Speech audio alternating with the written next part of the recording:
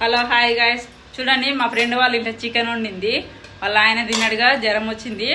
అయితే వాళ్ళ ఆయన తినడని వాళ్ళ చిన్న అబ్బాయికి ఇగో అది మా ఫ్రెండ్కి రాజుకి వండింది. చూడండి చికెను, చూడండి కొంచెమే, వాళ్ళిద్దరి మందమే.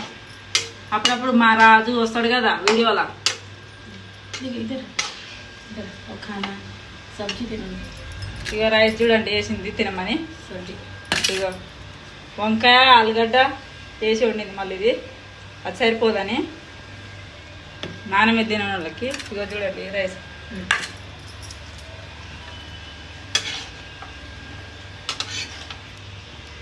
ఇది సబ్జీ